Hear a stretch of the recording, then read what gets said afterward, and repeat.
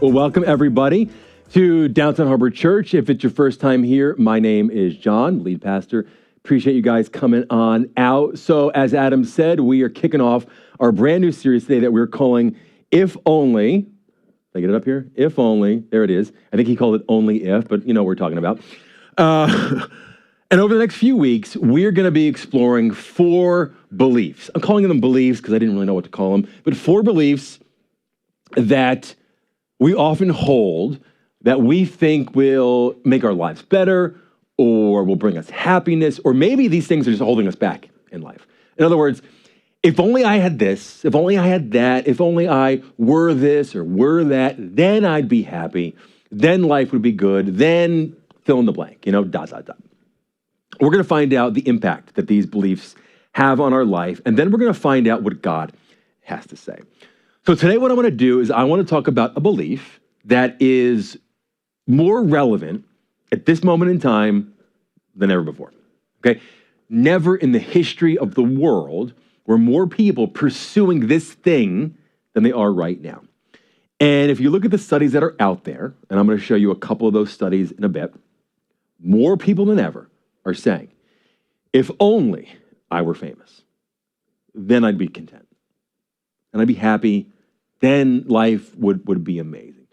So many of us, particularly as Americans, have this desire to be known. We want to be admired, we want to be liked, we want to be followed, we want to be accepted, respected, we want to be seen. And some of us, even though we would never admit this, we want to be envied, right? We want to be famous. Now, a lot of you hear this, and I bet you're ready to just check out. Because you're thinking, that's not me. I'm not pursuing fame. I probably should have skipped this service. But what's interesting is that while many of us might not be pursuing, let's call it full-blown fame, we still want to be known. And that really is the definition of fame. We still want to be loved. We still want to be accepted by our peers. And this pursuit of reputation, shall we call it, can show up in a lot of different areas in our life. For example, if you are somebody who overcommits, a lot of us do, right? If you're somebody who says yes to everything and everyone, we often do this because we don't want to let anyone else down, right? There's this deep need inside of us to be liked and to be approved. And because of this, we want to protect that reputation. And we end up saying yes to things that we prefer to say no to. And as you know, that can lead to disastrous effects in our life. Or maybe for you, you don't want to be internationally famous, but when you do something in life, you always want credit for it. In other words, I did that job at work, and I want everyone to know that I did it. I gave money. I want everybody to know that I gave money. I served. I want everybody to know that I served. Every Sunday, Adam, our guy who was just up here, he gets all of our core team, and the core team is about 10 folks who come at 6:30 in the morning every Sunday to set up everything, okay? He gets all of our core team these special coffee orders just as like a thank you for waking up so early and doing all this. And he has quietly done this for years, okay? And he shows up on Sunday morning with like 8 different drinks, okay? And some of these drinks that these folks order are about 3 weeks away from being outlawed by RFK Jr. I just look at these orders and I am judging them, and I let them know, and I go, how are you alive drinking? Okay, anyway, about 2 months ago, Adam calls me up on the phone and goes, hey, listen, I can't be there tomorrow. Do you think you can go and get these coffees for me? I know I'm supposed to live to serve. I don't want to do that, okay? So I did it. Let me tell you something. What a hassle. And when I showed up at 6:30 in the morning, I made sure everybody knew that I got these coffees. And I said to them, I go, hey, listen, I'm not interested in getting credit in heaven for this one. I want the credit now, all right? Others of you, social media, it's a nightmare for you. You have completely changed your persona in order to garner likes and attention. You are doing things, you are saying things, you are posting things with the goal, whether you admit it or not, to boost public opinion. So many of us want to be internet famous, right? We want to be influencers. And the problem is that because of social media, fame is now more attainable than ever. For most of history, think about this. For most of history, In order to be famous, you actually had to like do something impressive, something significant in this world. Think about some historical famous people. Abraham Lincoln, right? Kind of a big deal. Jackie Robinson, very impressive. Amelia Earhart, wow, okay. But now, because of social media, if you can just figure out the right formula, you can become an overnight celebrity for doing basically nothing, right? Now, if you're here today and you hear all this and you're above all this, okay, you're just above it. You're not hungry to be liked, it's not you. You're not hungry to be known or admired or respected or followed, just famous, okay? That's not for you. Just know that chances are your children might struggle with this. The people around you might struggle with this. It is a massive problem, and we just have to talk about it. I saw a study, okay, that said for children between the ages of 10 and 12, okay, so this is like, what is that, fourth, fifth grade? Can't really remember.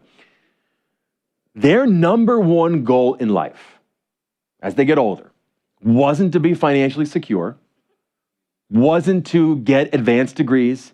Their number one goal was to, ready for it, get famous. That was it, just famous, blanket statement. I saw that for adults between the ages of 22 and 37, and I saw a lot of this age group walk in, okay? Studies show that listen to this statistic, 50% of this group believes that their life should be made into a movie. I cannot. But I gotta be honest with you, that stat does not surprise me based on what I see on social media. People are very impressed with themselves, all right? 1 in 12 people would disown family to become a household name. 1 in 9 people would give up on the possibility of marriage just to be broadly known. 1 in 6 people would give up kids. Not the ones they have, but future ones. We don't give up our kids. Anyway, in other words, people would give up so much of what we consider to be important in order to be famous. Now, let me be very clear about this before we continue today. It is not wrong to be famous. There is nothing inherently sinful at all about being famous. If you excel in what you do, if you're one of the best, if you're top of the game, all right, if you're talented, fame is almost inevitable. It just finds you. In fact, you could make the argument, and I'm going to, that there are many times when God actually makes people famous. For example, let's talk about David, okay? Old Testament. Great example of God making people famous. In 1 Chronicles 14, God has just anointed David as the king of Israel. Okay, he is now in place on the throne. He is brand new in this role. And the Philistines, which is Israel's enemy, they find out this guy's now the king. And now they want to strike. Now they want to get David out while he's fresh. So David goes to God and he just asks, what do I do? How do I handle these Philistines? You can go read it for yourself if you want, but basically God gives David very specific instructions as to how to proceed. We read in verse 16, so David did what God commanded, and they struck down the Philistine army all the way from Gibeon to Gezer, where all the old folks lived. So David was faithful. David was obedient. David did what God told him to do. And so David's fame spread everywhere. And the Lord caused all the nations to fear David, right? Fear, meaning not only to be afraid of him, but to respect him, to admire him, to revere him. David was a nobody, a brand new king, but he listened to God, and God clearly made him famous. Let's talk about Solomon, another guy that God made famous. So one day, God shows up to Solomon and basically says, ask me for whatever you want, okay? You got one wish, and I will grant it. What do you want? Now, if God asked you that, what would you say? So Solomon says, more than anything else, I want wisdom. In fact, he says, please give me a discerning heart so that I can lead your people. How about that? God was blown away because Solomon didn't ask for money or cars or women or fame. He asked for wisdom. And because of that, God said, done. Done. I will make you the wisest person to ever live. And he says, I will also give you what you didn't ask for, riches and honor. And no one in all the world will be as rich and famous as you for the rest of your life. God gave him wisdom, riches, honor. He made him famous, okay? Which means there's nothing wrong with being famous. Let's be honest, Jesus was famous. Throngs of people followed him wherever he went. There is nothing wrong with being famous, but the pursuit of fame can be dangerous to your faith. Why? Because the pursuit of fame often takes your heart away from God, away from others, and moves it towards yourself. And it is very difficult to focus on other people and to focus on God when you're always focused on yourself. Fame is very enticing, but fame is not always what it's cracked up to be. I love what Jim Carrey, the actor, comedian, once famously said. You've probably heard this before. This is great. He says, I think everybody should get rich and famous and do everything they ever dreamed of so they can see that's not the answer. So what is the answer? Where's the answer? If you look at scripture, you're going to find one guy who was wildly famous, but handled it very well. That is John the Baptist. So John the Baptist was Jesus' cousin, and John was kind of an eccentric fellow, okay? He's a little weird. He lived out in the wilderness. He wore animal skins. He ate bugs, honey, the whole bit. But he was wildly famous. In fact, look at how Jesus describes John the Baptist. He says this, just as Jesus talking. I tell you the truth, of all who have ever lived, none is greater than John the Baptist. That's a pretty good Yelp review. You know what I mean? Like if Jesus said this about you, trust me, you'd retweet it. You'd post this on your social media. So humble that Jesus said, all right, yeah, you look real humble. So John's out there, he's in the wilderness, baptizing people, he's preaching, and he's gathering quite the following, right? The crowds are showing up. In fact, Mark says that the whole Judean countryside and all the people of Jerusalem went out to him. That's a lot of people. Now, even if this is hyperbole, right? Meaning Mark is like, there's a gazillion people there, okay? There's still potentially thousands upon thousands of people making their way out of the city into the desert to go listen and watch John. In fact, the crowds were getting so big that it was causing folks to wonder, hey, is John the Messiah? Is that what we're watching here? And so one day the Jewish leaders sent priests to go interrogate John. Just find out what's going on here. Who are you? Are you the Messiah? They said, what do you have to say about yourself? John, why don't you give us your LinkedIn profile? John, why don't you give us your little Instagram blurbs? What do you say? For those of us who like a little bit of glory, this right here is a very exciting question to be asked. Who am I? I'm the best speaker. I'm the best baptizer, John would say. I dunked 300 people today, and it's not even noon. I did 400 yesterday. I got record crowds. Look around. I'm the number one person in my industry. But look at what John actually says. I am a voice shouting in the wilderness. Clear the way for the Lord's coming. Who am I? Just a voice. Just a road sign. Yeah, thousands of people come to hear me speak, but I only exist to point others to Jesus, right? John's like, you might think I'm a big deal, okay? You might look at the crowds and be impressed, but among you stands one you do not know. He is the one who comes after me, the straps of whose sandals I am not worthy to untie. Can you imagine that type of humility?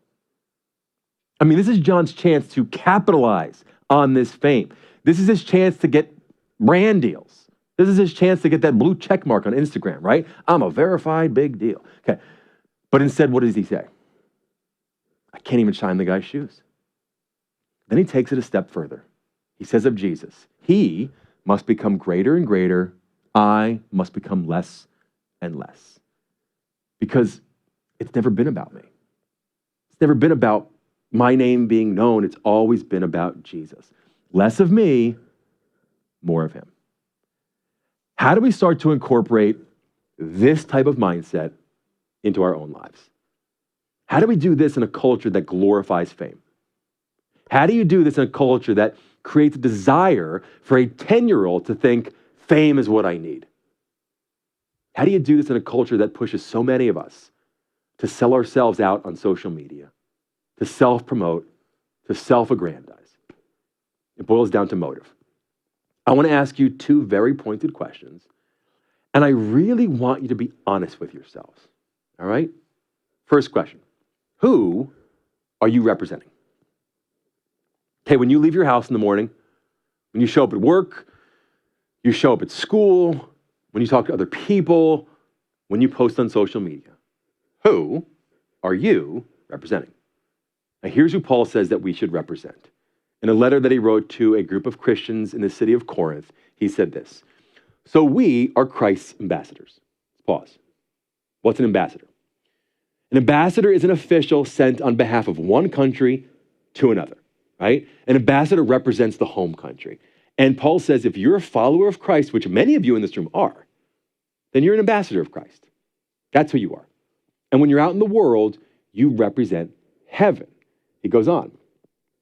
God is making his appeal through us. We speak for Christ when we plead, come back to God. You speak on behalf of Christ. You, if you're a Christian, represent the kingdom of heaven. You're an ambassador, and Jesus is who you represent. And as an ambassador of Christ, when we walk into a room, light should walk into that room with us. Love should walk into that room with us. Hope should walk into that room with us. We as ambassadors represent Christ with what we say, by how we act, by how we love. Let's pause. When you look at this list, how you doing so far as a representative of Christ? I don't know about you, but I could use some work here, okay? And lastly, since we talked about social media today, we also represent Christ in how we post, in how we behave on the internet. And listen, this is not to say that as Christians, we got to be posting Christian stuff all the time. I'm not saying that. But what I am saying is that if we are supposed to be representing Christ, is what we do post becoming of our role as ambassador? Is what we do post in alignment with how we've been called to live, or is it out of alignment? In other words, if we as ambassadors of Christ are to be speaking on Jesus' behalf, are we sending mixed messages? For example, as ambassadors, we're called to be humble. But are we humble in how we post? Or do we brag? Or build ourselves up? As ambassadors, right, as followers of Jesus, we are called to carry ourselves with decorum, shall we say. But are we posting, scandalous pictures of ourselves with the express purpose of getting attention? Scripture says, in whatever you do everything for the glory of God. So, who are you representing really? If you're a Christian and you hear this question, your knee-jerk reaction to say, Jesus, right? Jesus. Let's get real. A lot of times we ain't representing Jesus. We're representing ourselves. A lot of times it's less of him and a whole lot more of me. And I'm not telling you how to live. I'm just saying that if you're a Christian, you want to make sure the way you do live doesn't put you in the spotlight and Jesus into the shadows. So who are you representing? Question number 2. Whose approval matters most? And again, the answer should be Jesus, right? Like as Christians, and again, many of us are, we know this, we know that answer, but more times than not, we play to the crowd. We try to fit in. We often compromise our standards and our beliefs so that we don't stick out. Jesus famously said that we are to be living in the world, but don't be like the world. But many times, if we're honest, we end up being like the world because we want to be liked by the world. Suddenly, all of a sudden, instead of living for the approval of God, we're living for the approval of others. Why do we do this?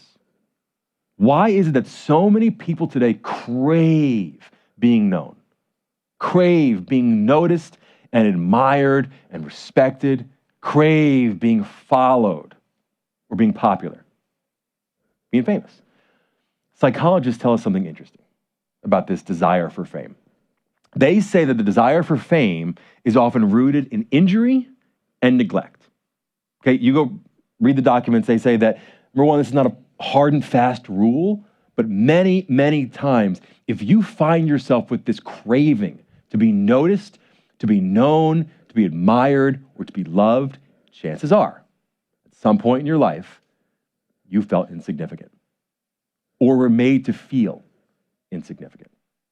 They will say that chances are pretty high that you had parents who had expectations that were very difficult to live up to, that you had parents who were difficult to please, or that you had parents who didn't encourage or affirm you. And because of that hurt, there is now this longing in your soul to be known and to be noticed. Hey, do you see me? Do you recognize me? Do you validate me? Do you accept me? Am I okay? Do you see me as successful? Here's what Paul says in 1 Thessalonians. He said this: "For we speak as messengers, approved by God to be entrusted with the good news." Earlier, we were ambassadors. Now we're messengers who are approved by God to share the good news. What's the good news? That's the gospel. That's what gospel actually means, good news. It's the good news that God so loved this world that he gave his one and only Son, that whoever believes in Jesus will not perish, but will have eternal life. He goes on. Our purpose, let's pause. That's huge, because we all want to know what our purpose is here on this earth. So he's about to tell you, our purpose is to please God, not people. How about that? If you're a Christian in this room, your goal, your motive, your purpose in life is to please God, not people. Your goal is to live for God, not for people. Your goal is to live out of and from the approval of God that we have in Jesus, not for the approval of people. He goes on. He alone, that's God, examines the motives of our hearts. Like we said earlier, it's all about the motives. Watch this. As for human praise, we have never sought it from you or anyone else. Less of me, more of him. Less about follow me, more about follow him. Less about look what I'm doing, more about look what God is doing. Less attention on me, more glory on him. Who are you representing? Whose approval matters most? Paul says, as Christians, as for this human praise, we never sought it. As for human validation and admiration and approval, we never sought it, because as Christians, we are not called to be famous. And again, nothing wrong with being famous. Fame might find you. But chasing after fame, chasing after recognition, chasing after human adulation is not what we're called to be doing. We are called to be faithful. Faithful to the one who is faithful to us. And when you live a life worthy of the one who gave it all for you, you will stand before him one day, and Jesus will not say to you, well done, my good and famous TikTok star. He will say to you, well done, my good and faithful servant. And somebody here today needs to hear that. Because when you serve every single week and not many people know your name, Jesus knows your name. He honors your service. When you give and you give and you give and you give, and nobody really knows the sacrifices you make, God knows the sacrifices you make. And he will honor you, okay? And one day he will say to you, you gave a cup of cold water in my name. You fed the hungry in my name. You visited the sick in my name. What you did for the least of these, you did for me. And even though it was not applauded by the masses, it was applauded in heaven. I noticed it. I saw it. Your sacrifices matter. Your faithfulness makes a difference. When you pray and nobody knows that your knees ache because of the time you spend on them on behalf of others before God, God knows. God hears the cries of your heart. Listen, the world may not know our names, but we know the name that is above every other name, and his name is Jesus. And Jesus knows your name. And Jesus calls you loved. And Jesus calls you chosen. Jesus calls you redeemed. He calls you more than a conqueror. He calls you his ambassador. Jesus calls you blessed. Suddenly, when we realize who Jesus calls us and how Jesus sees us, we no longer live for the approval of the crowd. We live from the approval of God. Less of me, more of him. So, What's practical? What do you do with a message like this? First time here at DHC, every single week we put this word on the screen because we want to make sure you can leave on a Sunday and know exactly what to do with what you've heard. Let's talk about John the Baptist real quick. Greatest person to ever live, according to Jesus. A man who had more fame than all of us combined, all right? And he said, that famous person, he said that his goal was to decrease so Jesus could increase. Less of me, more of him. I'm going to do my job, John would say. I'm going to go preach. I'm going to go baptize. There's going to be crowds. It's going to be okay. But in whatever I do, I'm going to make sure that I slip into the background and Jesus takes center stage. Because I want people to see Jesus in my life. So if Jesus is who we as Christians are to be representing, then here's what I want to know. If someone were to observe your last week, let's call it, where would they clearly see Jesus? And where would they mostly see you? Let me put it a different way. If Jesus were to sort of scroll through the footage of your life this week, take a look at your conversations, your spending, your private thoughts, your social media presence, where might he gently say, hey, right here, that was more about you than it was about me?